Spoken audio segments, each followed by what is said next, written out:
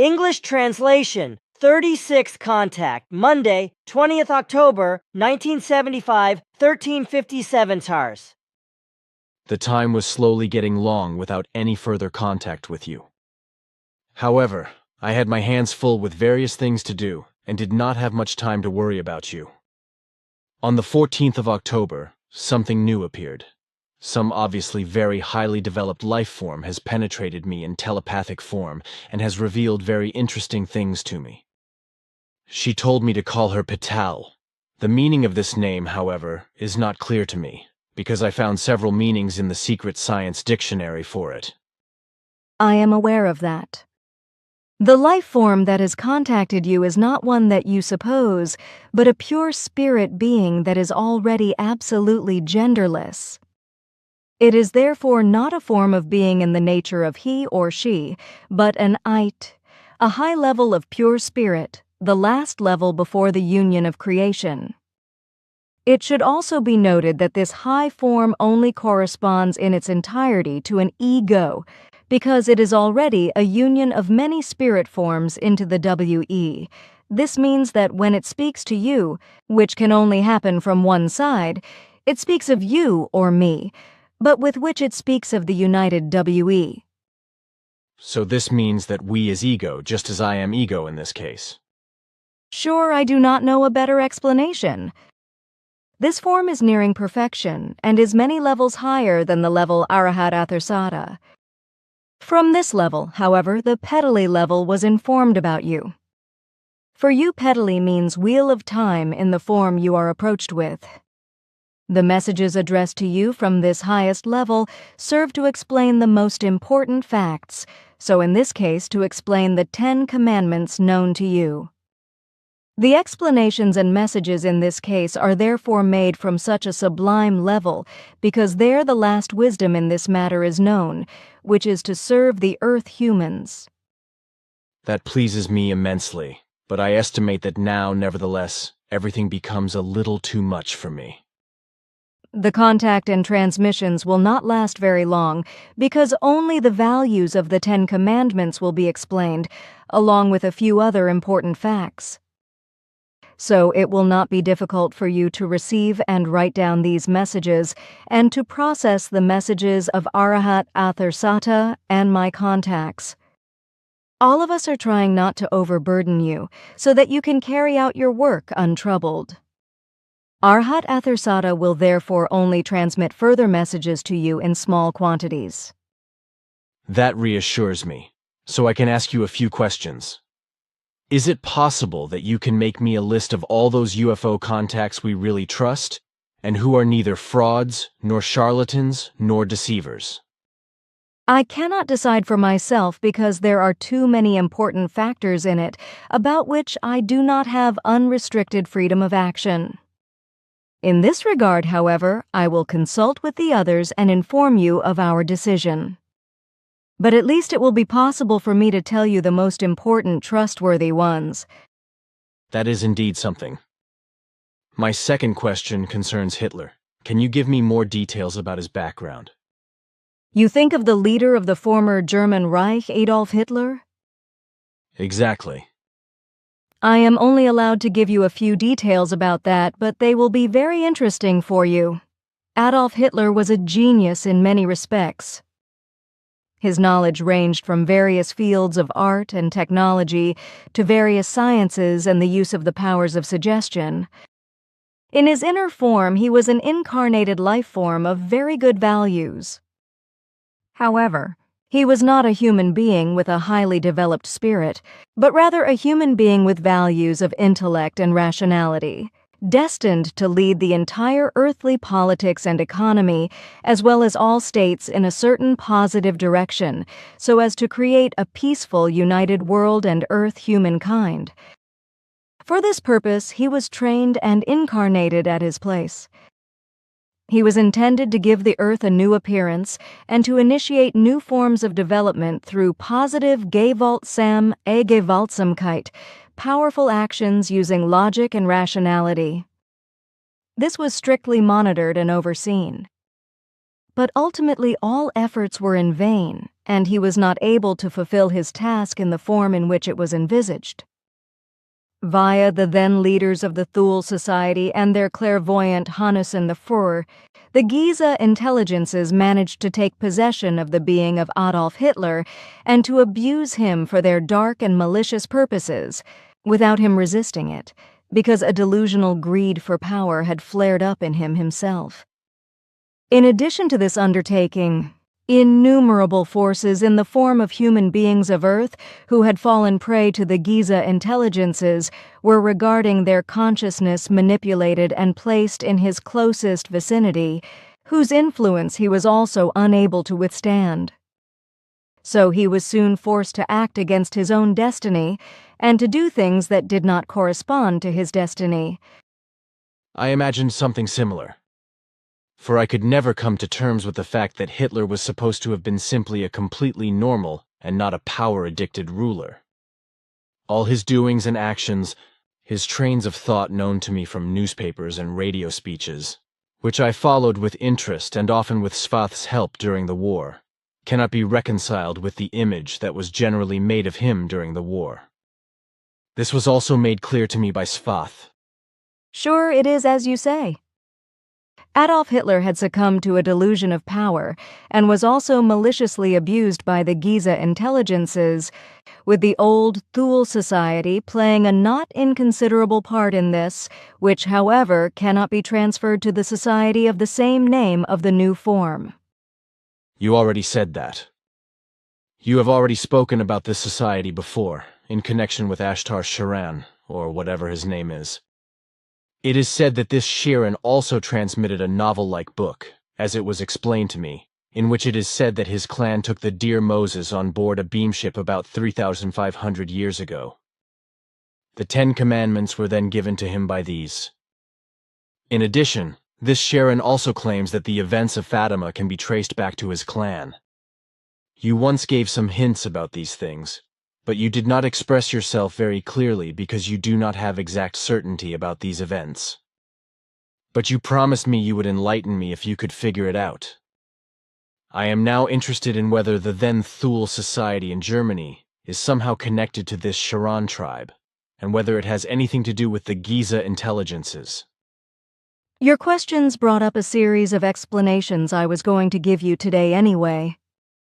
A few days ago, through painstaking research and surveillance, we were able to gain a clear understanding of the fact that Ashtar Sharan actually exists, and that the only reason we could not recognize him was because he fraudulently wrapped himself in this name.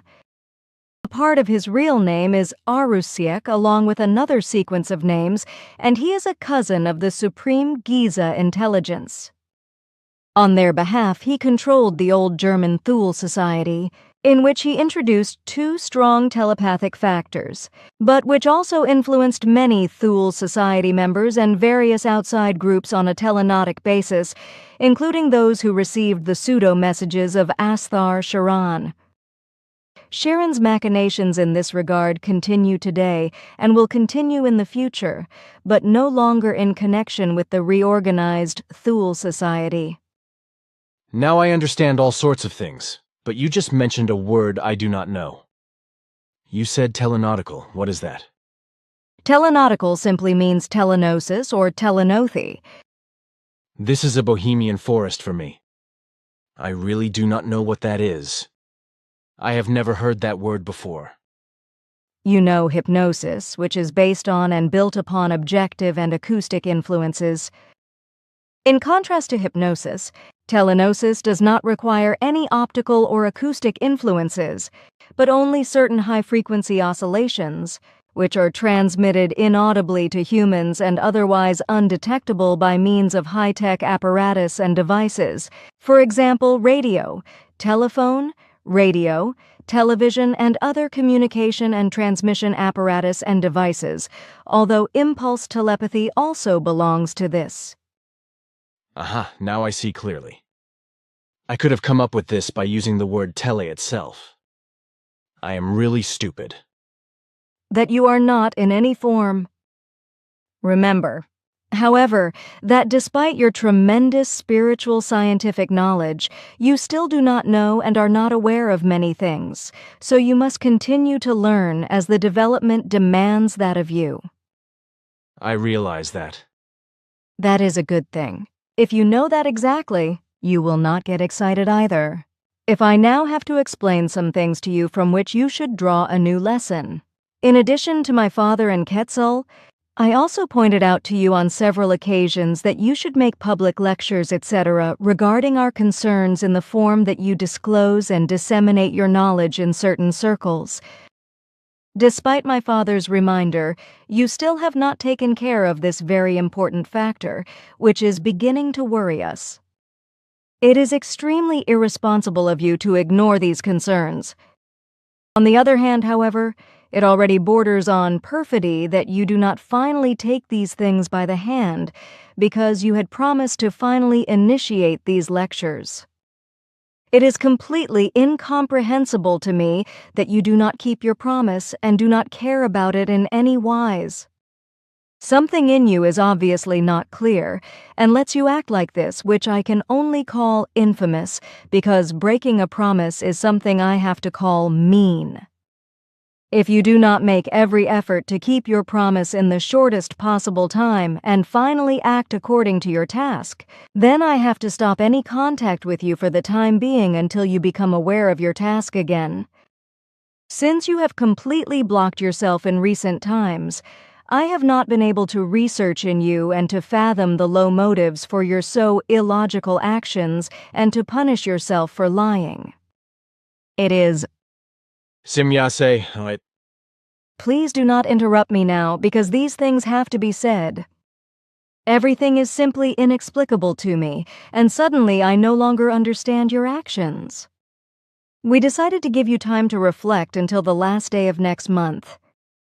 Should you not have fulfilled your task by the end of November, then everything you have worked out so far was in vain, which was not included in any form in our mission.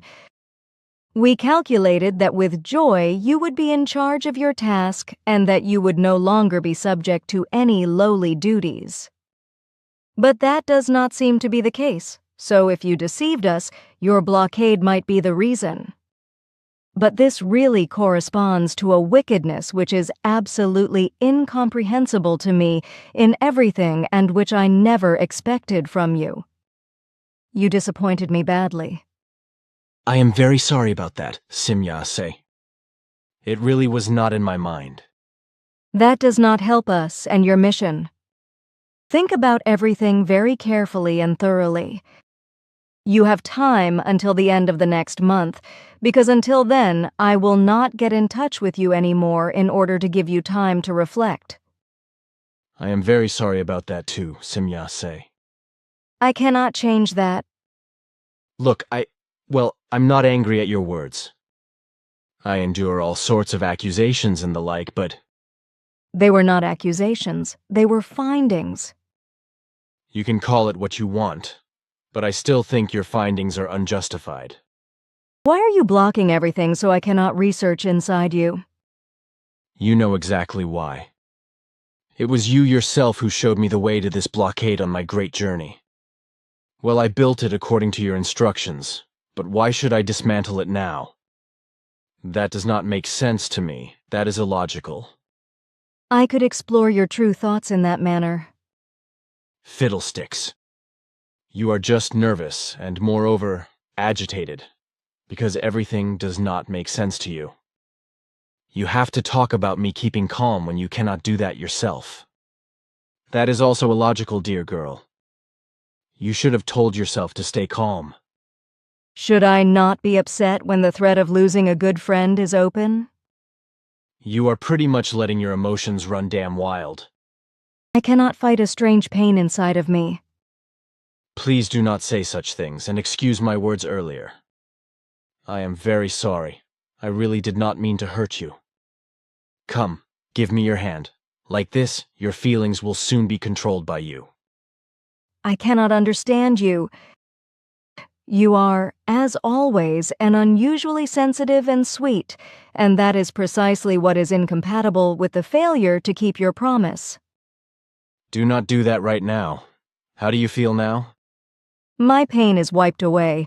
I do not understand that. See, it is so quick. Certain things can do miracles. You should get a little more involved with the psyche. Then you would understand many things better. I have written such a small script. I would like to give you a copy if you want to struggle with it. Sure, maybe you are really right. Do you have to hold my hand further? Just leave them like that. It will do you a lot of good. Sure, if you say so. Give me your document, please. Next time I will bring you one. I am sure it will be good for me. I will not give you this incident unless you have to write it down. That would be unfair, because it would also make others realize that you are really just a human being who has to struggle with herself and who is not just a robot. I would therefore be very grateful if you would not conceal this incident. It is also honest and good, and it is also important for both of us. Your thought process is good, and even this does not rhyme with the broken promise. What is inside of you? This strange pain is coming up in me again. Please look me in the eye.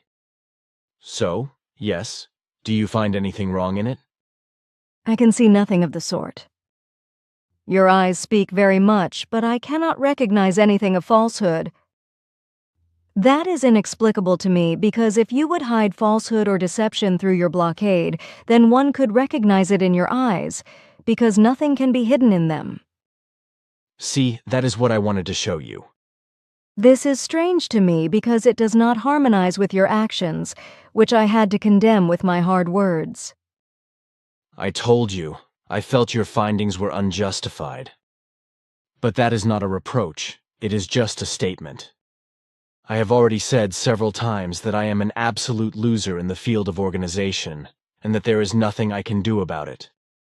If I am to give lectures, someone else has to arrange them for me. I know that when I say that your statements are unjustified, this is in truth only half true, for I have written the lectures well, but then I have not made any further effort to do so. So I really only did half the work, so your findings are only half true. This half of the blame that I did not make any further efforts about the presentations is therefore true. But I really do not know how to organize such lectures. That just does not fall within my possibilities. I am really quite bloody stupid about these things. Now you are unjust to yourself. It is very understandable to me that you cannot be competent for all things and concerns. But you should have made an effort to have this work, which you cannot do yourself, taken away from you by someone else. I also mentioned earlier that you should entrust this task to someone else. I also said that Mr. Hans Jacob in Wetzikon was the most suitable person for this task. Why did you not discuss this assignment with him? True to your mission, I have done this several times. Then you did not explain things to him enough. That is certainly the case, but I cannot keep picking on a human being and making him constantly aware of what has long been discussed. Mr. Jacob is of the opinion that we should be talking about these speeches. Oh, what? There is no point in talking. He is of a different opinion with regard to the speeches and the tone of the speech. It is very difficult for him to be taught, I know that, but that is no reason for you simply to remain silent and not submit our wishes to him. I told you I did. Your father spoke to me about it again on the great journey. Unfortunately, I had forgotten that again, and I was only made aware of it again when you sent me the last travel reports. I then addressed Mr. Jacob on the evening of the debate on the 11th of October, and drew his attention to this once again. The consequence of this was that he wrote me a letter on the 13th of October and objected to various points in it. Tell me about it in detail. I have the letter here if you might want to read it. Certainly. Here. Semyase reads the letter, which takes some time. Note of the 20th of October, 1975. I find these words misdirected in every respect. Besides, they are quite offensive to you and my father's character. If you have enough time, I will go into the beam ship and transmit the contents of this letter to my father. Of course I have time. Then come, let us go. I go into her ship with Sim Yase and observe how she is tampering with various apparatuses. Now the picture of Ta appears on a screen, and Sim Yase speaks excitedly about this picture. Apparently, she is now reading the contents of the letter to her father. This takes some time again, and I see that nothing changes at all in Pata's face. Now Sim Yase is finished, and Pata is obviously thinking about what he has heard. Now he speaks to me. For now, welcome and greetings, dear friend. As I have just learned, a misunderstanding has crept in between my daughter and you, which please do not pay any further attention to. This is of no further importance, and it clearly shows you that we are not immune to errors either. Now, instead of my daughter, I would like to give you an answer to the letter there, which you are also to pass on to Mr. Jacob. The accusations put forward do not correspond in any form to the actual circumstances. The author of the lines clearly tends to feel affected where he has no such reason. Everything in these lines points to a very vulnerable self-centeredness that springs from a certain self-gratification instinct which is undeniable. The originator of the letter feels set back in many things and lives in the assumption that he is better suited for certain things than others, as in your case. This may very well be attributed to the economic and religious teachings he enjoyed. But since he thinks and acts in this manner, he does not consider that the teaching imposed on you throughout your life was so harsh that he would never have endured it himself. They would have appeared to him as unbearable tortures, and he would never have become master of them. He must become aware of this, and be content with the position to which he is entitled according to his abilities. No life form is able to live in higher planes if it has not yet attained the knowledge and ability and wisdom of these planes. He must understand that. But now that he has asked you to present his letter to me, I will not refuse to give him an answer through you. So explain to him this. The words clothed in the letter are questionable and unjustified in every direction. It is quite clear from them that Mr. Jacob is unnecessarily and thoughtlessly agitated by given facts because he feels equally unnecessarily concerned. By his manifestly wrong behavior with regard to the negation of the hard-sounding language of truth, it follows that he cannot bear the truth if it is not described and misused in a diplomatic form, which, however, truly does not lie in the sense of truth. In spite of your various efforts to explain this to him, which I am well aware of, he has not yet been instructed, which is clear from the fact that he accuses you of rude and uncouth language. As I heard earlier, he still calls a fine and diplomatic idiom better than your phrase, which in harsh words sets out the truth. It will be useful, advantageous, and valuable for him in this respect if he finally learns that his view is just good enough for his professional activity, but that in order to spread the truth, another speech must appear. If he once tries to find old works, he will be astonished to discover that the language of truth has always been very hard and could never be paraphrased. But where this was attempted, the truth was falsified and changed beyond recognition, whereby the real meaning of what was said was lost. This is of great importance for him if he wants to follow the teaching of the Spirit and of the truth and develop in them. This has already been explained to him several times, and there is really no need for him to be told this again and again. It must finally become clear to him that through the hard language of truth only those Earth humans are addressed who, in their development of consciousness and spirit, have already gone beyond the usual predominant norm and recognize the truth in this form. Thus, only life forms are addressed by the hard language of truth, which have recognized or at least suspect the real truth. But humans, who take offense at this hard language, are not yet ready for the truth and not yet free enough because they do not even suspect it, and are trapped in cultic religions and in a deviant and unreal mysticism. Therefore, let everyone recognize it himself or herself. If he or she endures the hard and undiplomatic language of truth and recognizes its value, then he or she is on the true path of evolution.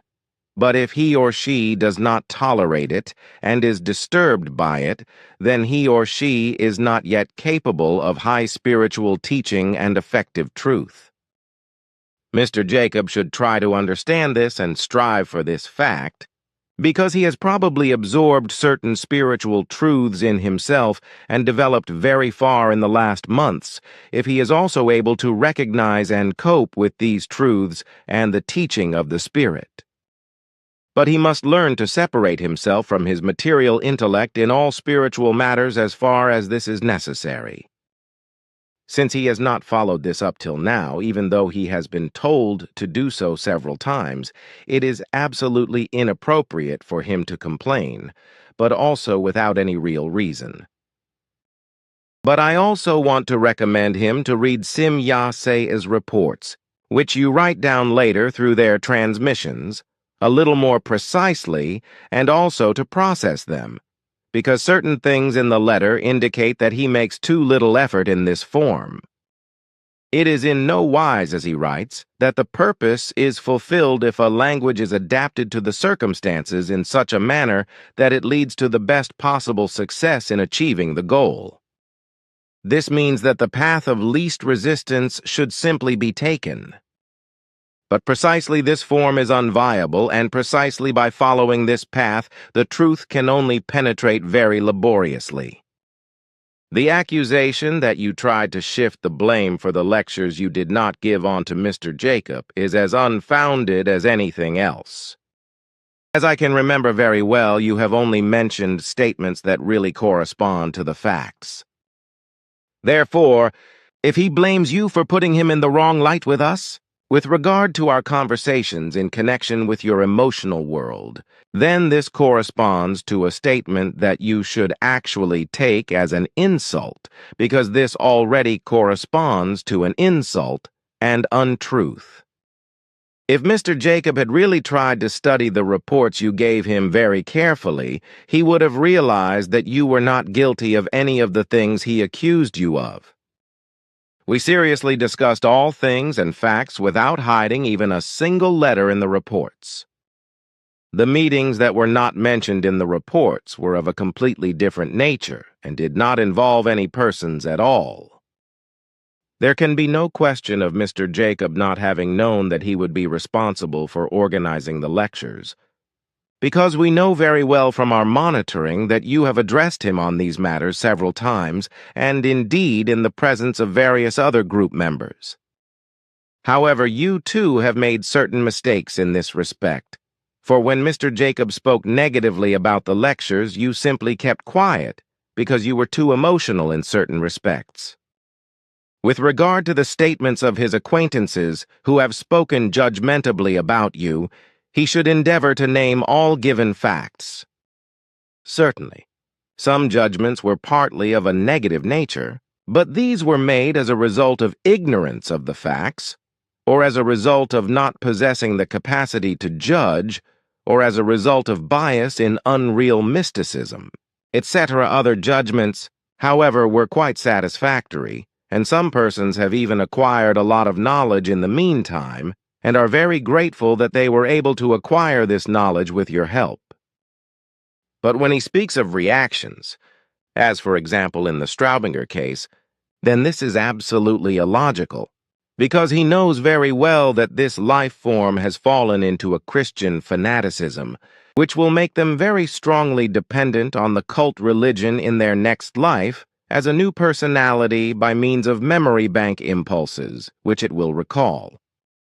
This fanaticism is so pronounced that, according to our probability calculations, it will neutralize itself only after its fourth revival as new personalities in the memory banks. That he attaches importance to the judgment of such a life form in such important things is not only completely incomprehensible and illogical, but also absurd. From this form, it also becomes understandable that he accuses you of being beguiled by some praises, and that you are not objective enough to be able to recognize a tendencyless and bare truth. This debate is devoid of reality and testifies to Mr. Jacob's extremely poor judgment. The truth in the present important magnitude cannot be spread in great masses and among the ignorant people. The seeds of truth are currently being sown first in the meagerly prepared soil, which is still alive with many vermin that devour many seeds. Only very little seed will fall in small circles on better soil and take root, grow, and ripen into fruit. But it is precisely the fruit of these small circles that is of the greatest importance, for it is they who will let their fruit ripen and inseminate the soil around them anew, which will become a little more fertile again through their existence in the immediate vicinity. So gradually the whole soil will be fertilized and brought to life.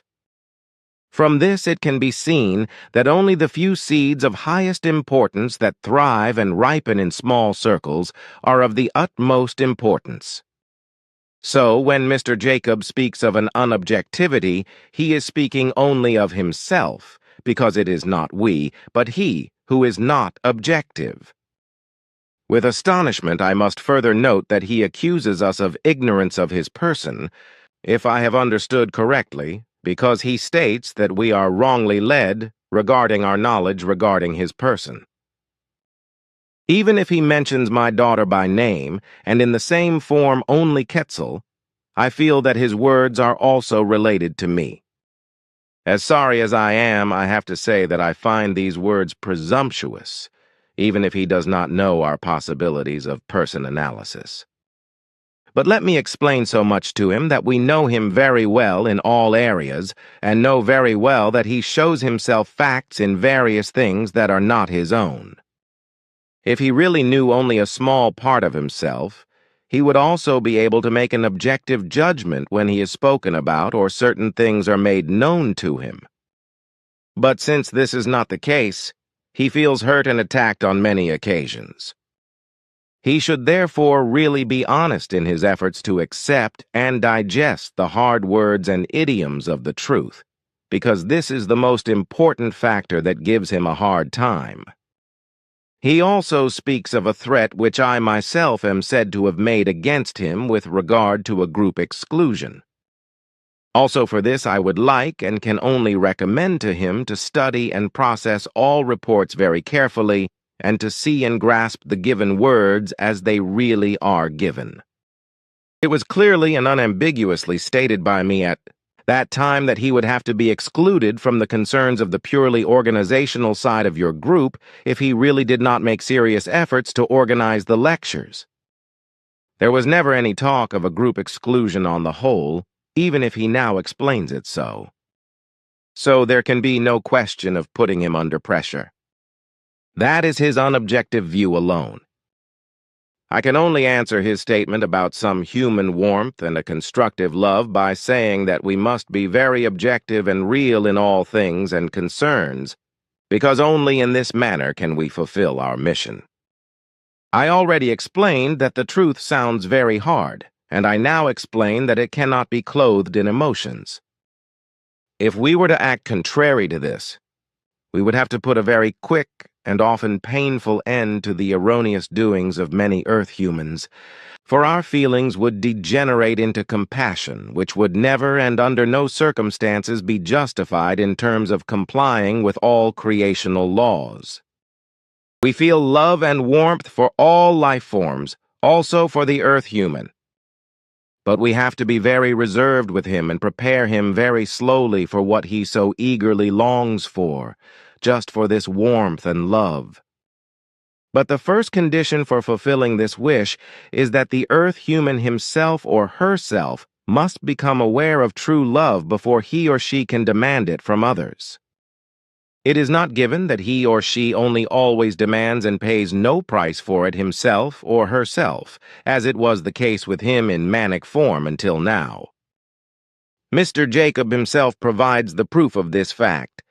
For countless things we have already given him, but he has only kept on demanding without giving what we should have demanded of him, namely, the final conversion to the recognition of incontrovertible facts. But we did not demand it from him, because we knew very well, through our later overseeing and monitoring, that he needed a lot of time for this turnaround because he is still too much biased in worldly material and strictly religious concerns, but he is not reproached for that. In a single point of his letter he is right if he finds us guilty, namely, that we do not know the earth conditions in concrete form. That is indeed the case, and we are therefore making every effort to remedy this situation.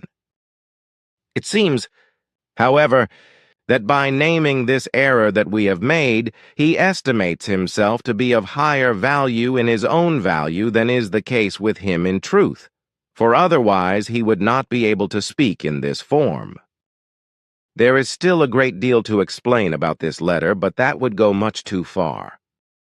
I will therefore leave these remarks at that and take into consideration, in his favor, that it is very difficult for him to cope with the new teaching that has broken over him, and that for him everything is very new and strange. He should therefore not take my explanations as reproaches and not as malice, but only as what they really are, namely, statements.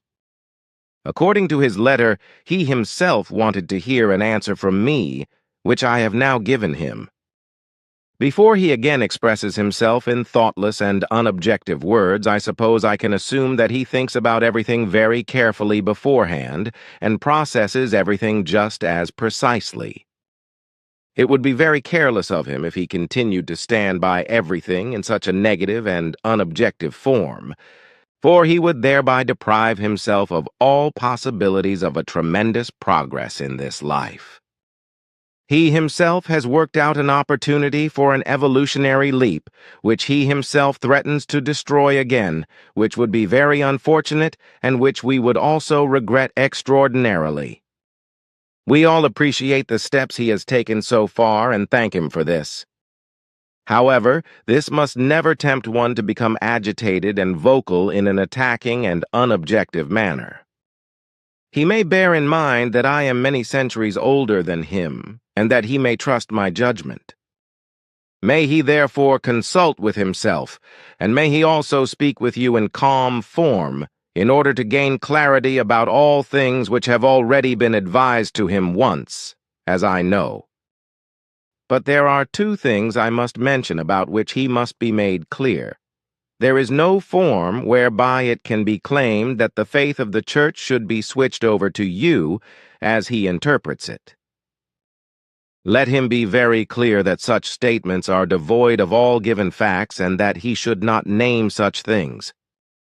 Often in earlier times, such statements were the reason for falsifications, whereby good and conscientious earth humans were transformed into saints, etc., in some missions imposed on them.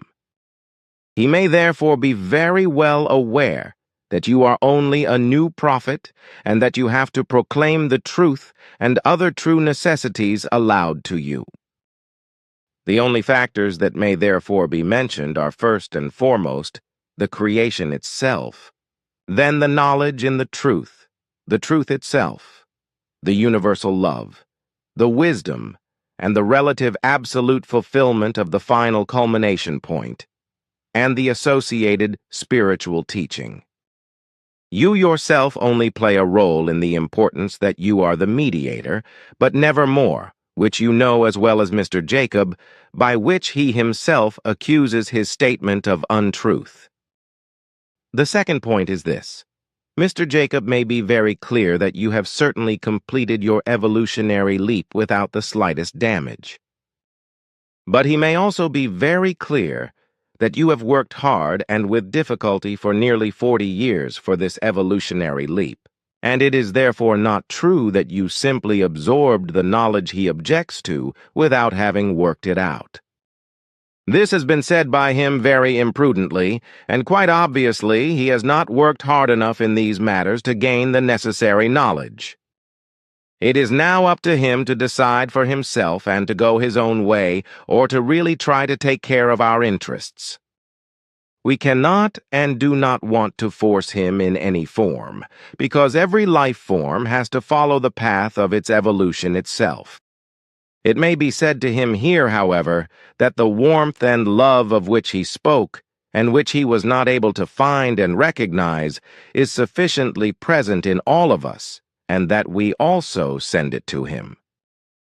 We have voluntarily assigned ourselves to this task, to which we are incumbent, here on the earth, endeavoring to transmit very much worth knowing to the earth humans, and also bringing, together with you, a valuable teaching as well as knowledge and wisdom.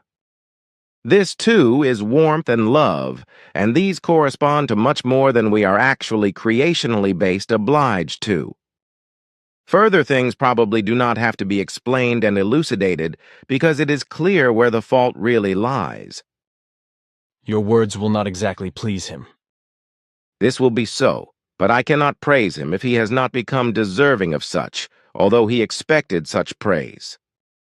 If he finally devotes himself objectively to all things, then he must realize for himself that he does not deserve praise. It would be much better for his development if he would face the events and the constantly arising things than to keep away from a juxtaposition in his somewhat peculiar manner. It may be explained to him that he has to face the facts and cannot simply pursue an ostrich policy, as you on earth aptly say, for avoiding the truth. Personally, I will recommend to him to speak with you and finally to be instructed if he turns to the truth in necessary and given form. However, he must learn very intensively that the language of truth always works very hard and can never be offered in diplomatic form. The teaching of the Spirit demands a completely different language than is usual in everyday life. In this, he must finally realize that he must separate his religious, professional, economic and recognition-seeking, sociable form of language from that which has become known to him as the teaching of the Spirit, now termed teaching of the creation, of love and truth, and of wisdom and knowledge. He cannot continue to evolve if he thinks, speaks, and acts in the same spiritually doctrinal form as is usual in humanly sociable as well as religious and professional forms. Here he must finally become aware of a hard separation of these factors. The language of truth is hard only because it is the language of truth. But the truth again sounds hard to the earth human only because he or she perceives it as annoying, as insulting and intervening in his or her own personality. Further, the language of the truth also sounds hard to him or her because its form openly exposes to him or her the mistakes he or she has committed and has not yet rectified.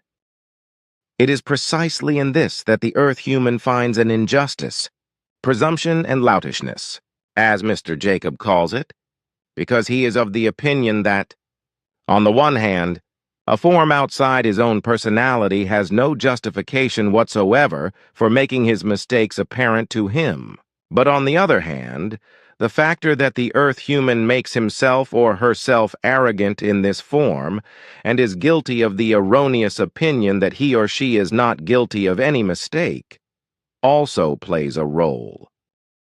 He or she just wants to be faultless and thus deceives himself or herself. That is the manner of thinking of the earth human in this regard. In his diplomatic form of speech, Mr. Jacob may, at his own discretion, communicate religiously, professionally, and humanly sociably with his fellow human beings with whom he must maintain contact. This is the language of your worldly, material, and religious life. This language, however, is unclear, confused, feigned, and dishonest, since in most cases it serves only to gain an advantage in religious, professional, or purely material terms. Mr. Jacob calls this diplomacy and does not consider that this very form of language is one of the greatest evils of the earth human, which again and again leads to deadly misunderstandings and plunges your world into devastating wars. Diplomacy is to be equated with lies and deception, because in this linguistic form the effective facts are described, changed and falsified, and never those hard words are used which absolutely unambiguously and unquestionably call the facts in their full sense.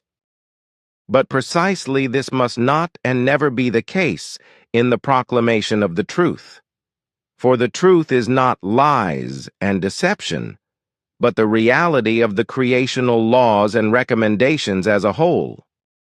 But these can never be described in diplomatic form, for even the smallest of them would change the meaning. Mr. Jacob calls this form rude language, and I understand very well what he is trying to explain with it. However, here too he is not objective and does not give any thought to his statement.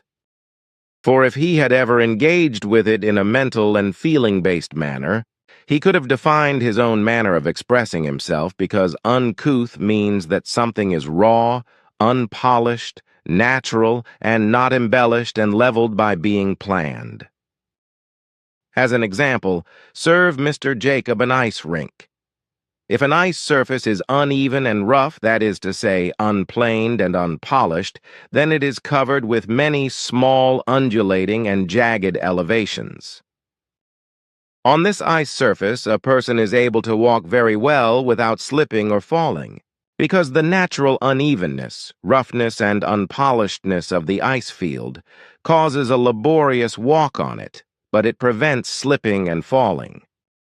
A human walking on such an unpolished and coarse ice field feels the unevenness under their feet, finds it annoying, and pays close attention to it. But he or she also knows that it is precisely the unevenness that prevents them from falling, so they gladly accept it. If, on the other hand, this ice field is smoothed and polished, it becomes a dangerous, treacherous trap, a dangerous black ice that no longer offers any support and on which falls can no longer be avoided. The ice field is now flat and beautiful to look at and to walk on without visible unevenness, but now death, destruction, and misfortune lurk. The human being who walks on this ice field knows this well, tries to protect himself or herself against it, and yet will be powerless against the malice of black ice. Despite their attentiveness, they will suddenly slip and fall, injure themselves, or even suffer death. If Mr. Jacob finally considers all these things in a reasonable form and lets himself be taught, he will finally grow in consciousness as well. Unfortunately, physical adulthood is not enough to achieve the goal of life. It would be very painful and very alarming if Mr. Jacob were to go his own way, as he called it. We would all be very sorry about that, because he has made admirable progress in recent months, in and of himself much more than was to be expected. But the fact that he periodically lets himself slide back into the old trajectories should not happen to him anymore. It is well known to me through our monitoring that not only his personal concerns, thoughts and feelings lead him to this respective response, but that he gets too involved with the judgments and statements of others, according to which he then falls back into his old negative forms of thinking. I am very much aware of the fact that this was also the case during the night of the 11th to the 12th of October, because at that time we were exercising further monitoring upon him. That he then, later, wrote this letter, however, has escaped us, because we had to interrupt our monitoring for much more important reasons. But especially in his case, I may explain to you that we have been particularly concerned with him so far, and have researched him. Therefore, it is absolutely inappropriate of him to accuse us of not being accurately informed about his being. This actually corresponds to a presumption because we really know him very well. If he would have the opportunity to find out about our evaluations of him, he would be deeply astonished, because we know his most secret emotions and know very well about his unfulfillable desires, hopes, and impulses. He should be aware, however, that these are unattainable for him in this life because he is only following the path of slow recognition, which has no connection with what he has worked out as a novice in worldly schools and professional teachings, etc. He should also be aware of the fact that he is not able to fulfill them in this life. It is very much to be wished that he will finally be instructed in all things and face the realities. The form of his action with the letter is not correct. On the contrary, it indicates incorrectness and a form of shirking oneself and evading the truth. This form, however, is not worthy of praise but worthy of criticism. We are well aware of his various efforts in our matter, for which we can praise him, but I have already mentioned this. It is not appropriate, however, that we should give praise to ourselves for all our achievements, only because he, as an earth human, assumes that he needs a hymn of praise for his good deeds. He must learn to do the good, the true, and the loving and wise as a matter of course, and not only out of the urge that he be showered with songs of praise for it.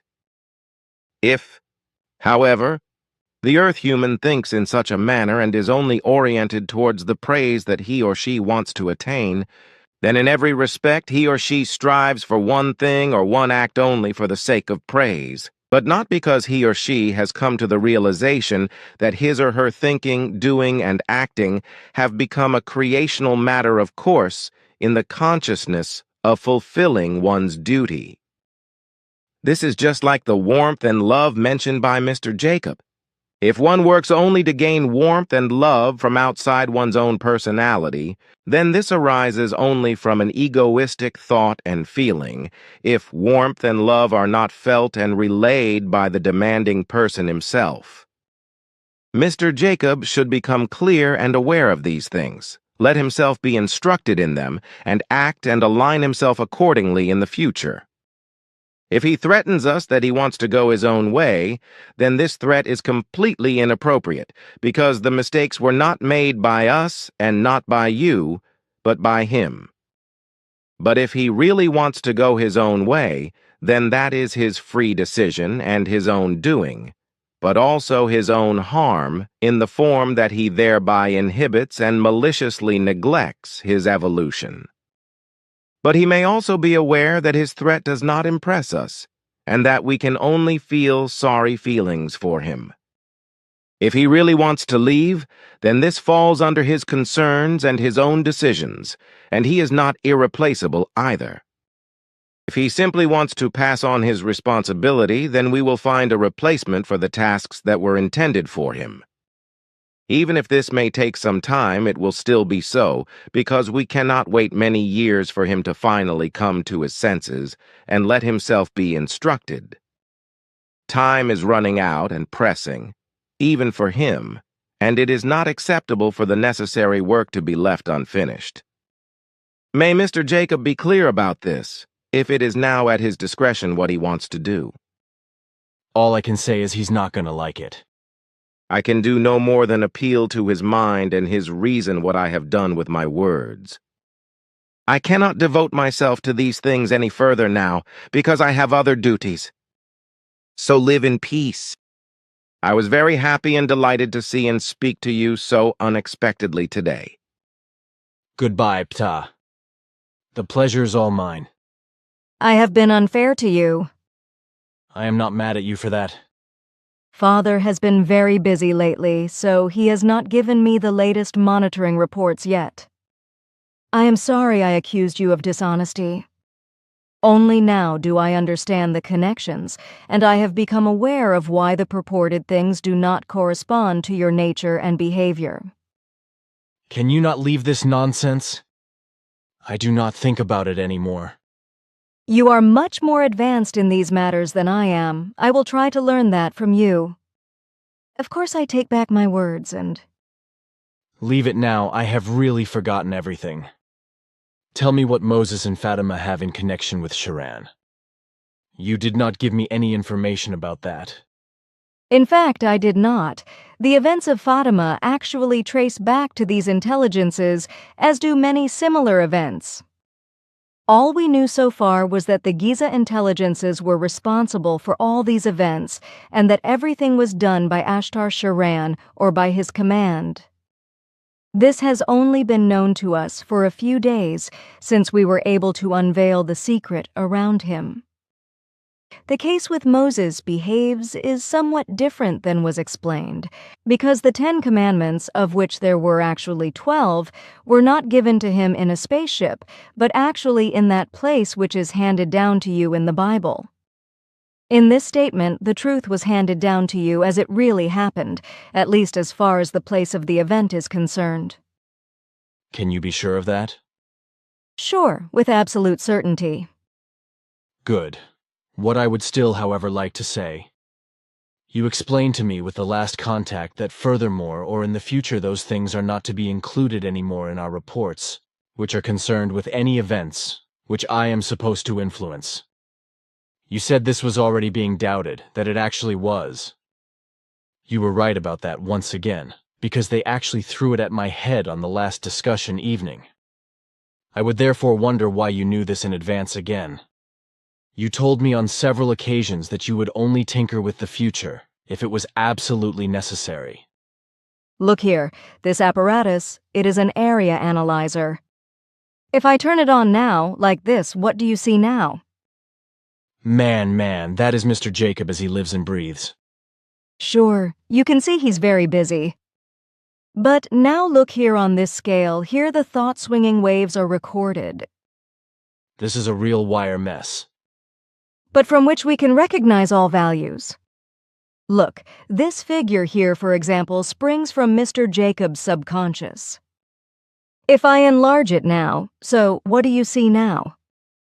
Girls, these are real pictures. Sure, and what do you see on it? Yes, that is a day. How can I know? I am going crazy. How do I know this is a day? Man, girl, this is the next Wednesday, and this is a time. You are simply fantastic. You know how to read the analyzer without me having to explain it to you. I had to learn it first. You must be very educated in picture deciphering. I am surprised because I did not know that. Is that really the case? Sure. Shall I read on? Sure, what do you see? If I decipher it correctly, then the time to be seen is Wednesday, the 22nd of October, 1975, exactly 11:03 years. Is that right? Semyase laughing. Sure, what next? Hans Jacob reaches for the phone and sets a number.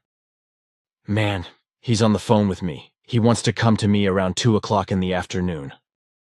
However, this time varies somewhat. You decipher and recognize the facts very accurately because exactly your findings are transmitted by the analyzer. Mr. Jacob does not yet know anything about these coming events, for he has not yet become aware of them. But his subconscious already knows what is to come and is now working in this direction. And as you can see, we are able to record these facts through our analyzers and read them.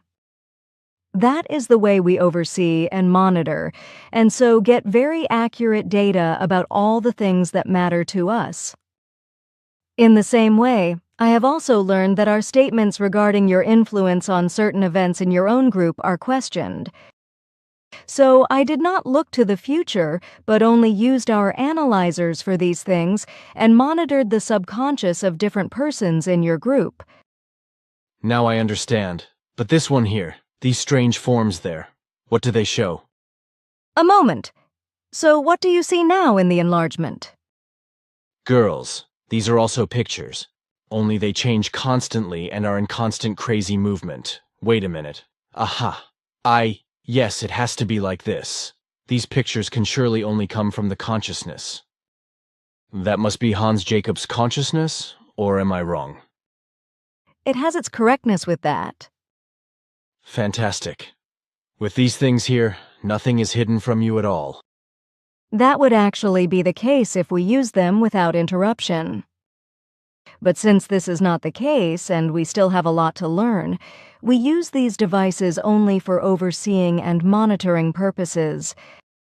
Everything else that is necessary is worked out in the normal way that is also given to you, namely in the way of the thought work that corresponds to the normal course of evolution. But since this way requires that mistakes are made in order to gain knowledge, we are also subject to wrong decisions, wrong actions, and misjudgments and mistakes, etc., just like the terrestrial human being. That makes sense to me. But may I see something else on the analyzer, because... Sure. You can simply hold your hand on this surface here, then this globe will rotate here until it reaches the desired place, until it is recorded under this needle here. If you then put your hand on this plate here, you can call up any desired life form on this map enlargement according to your thoughts, which are transmitted through this receiver here into the apparatus. So you know exactly where this life form is at the moment. If you then touch this button here, then the life form you want appears in this screen, and next to it, the analyses that you now know and are even able to decipher. Well, I have understood that. Then I want to go. So, there we have Spain. Now I want to bring in the Generalissimo. Aha, there he is already. Wait a minute. You touched something here to get the figures enlarged. Aha, exactly. There they are already. Now let us see. Aha, that is interesting. The guy has a deadly fear in him. Man, he's shivering with fear, but from what? Take a good look. Aha, here, that must be it. The bird is scared to death. He's actually afraid of death. Girl, this jack of murders, he simply has people executed, and in doing so, he himself bibbles for his windy life. That is all there is to it. The guy is sweating with fear of death. Wait a minute. What is going on in his subconscious? Oh, here. That is funny. There is no fear in it. I do not get it. His consciousness is shivering with fear. Why is not his subconscious? You think illogically. The subconscious knows very well that death is not a terror and that everything is only a transition to another life. Oh, of course. Man, am I daft. Of course, the subconscious knows that exactly and therefore knows no fear. This can really only lie in the consciousness which is still in bondage to unlogic and unintellect. But wait a minute, that is great. What this subconscious knows, if I decipher this correctly, then it says that Franco will suffer 2 more severe heart attacks in the night from morning to Tuesday. Is it true? Sure. Good, then I am reading it right. And this here, girl, is that even possible? These pictures mean that the subconscious of this dictator Franco knows exactly that he will die. That is crazy, Simya-se. It cannot be, can it? But that is the case. Legendary. Then his subconscious knows that he will be dead in a short time. Wait a minute, the date is... Stop, you cannot call that. Why not? It is clearly and explicitly deciphered here. We must not interfere with particular events and influence the course of events by providing data at an early stage, which would result in violent changes. It must be enough for you that you now know his date of death, but you must not name it before it has occurred. You must remain silent about this, and it must be enough for everyone else to know that dictator Francesco Franco of Spain will soon be departing this world. Your wish is my command. I am sorry, because I should have known that myself. Sure, you know that, but it is not for me to reproach you for that. Thank you. Wait a minute. I deciphered Monday to Tuesday earlier, so that is tonight, right? That is how his subconscious speaks, yes. I would like to explain more of our equipment to you and let you work on it. For today, however, it should be enough. I have to go back and devote myself to my other tasks. I will come back to my promise at a later date. Thank you. But how is it now with your order that we should not see each other again until the end of November? I explained that to you in ignorance of the real facts. Now that I am oriented, of course there can be no question of that anymore. I am really very sorry about everything, and I have... Now please make a point and stop making nonsense excuses. We had agreed once that we do not have to apologize for mistakes made, because mistakes really only serve the purpose of further development, and thus inevitably have to appear. Sure, that is so. Maybe sometimes I let myself be guided suddenly by my feelings in certain things. That must be the case because I have made various factors of your own myself. But somehow I feel quite comfortable with it, and now I know that emotions do not always have to be switched off and are very valuable for certain decisions. Perhaps my people have put too much emphasis on controlling their emotions and thereby expropriated themselves of something. Sure, it has to be, because what you taught me tells me that.